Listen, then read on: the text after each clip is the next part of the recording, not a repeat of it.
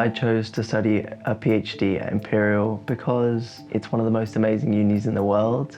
It's in such a beautiful part of London, and some of the research being done here is truly fascinating.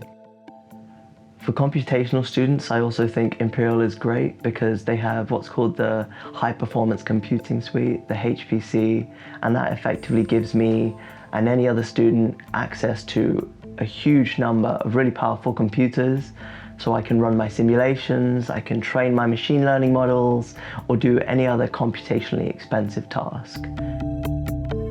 My research project is based around computer simulations of DNA origami nanostructures, and in short, my work hopes to develop and validate a computational technique to calculate the stability of DNA origami nanostructures.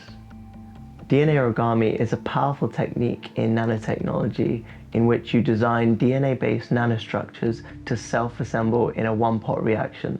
So all I need are my DNA strands, I mix them up in a pot, I heat it, I cool it, and I have my formed structures. The reason it's gained so much traction in both academia and even now in the industry is because you can create these complex structures at the nanoscale. It's got a huge range of applications from drug delivery, biosensing in diagnostics, catalysis, and even nanopatterning for silicon chips. So I chose to investigate this topic because the applications really aren't far away from commercialization, but the technique has only been around for just over a decade. And so you could say there have been some teething problems. And so for every new DNA origami design, it's really quite expensive and time-consuming to verify and characterize these structures in the lab. And what we want to do is to provide a method to do this computationally.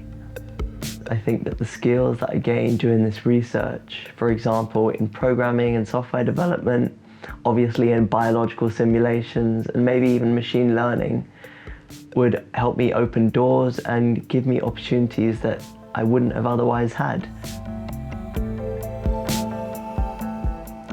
So recently, my research has led me along new avenues, designing DNA-coated nanoparticles for therapeutics and diagnostics. And I'm so excited to see where this research leads me.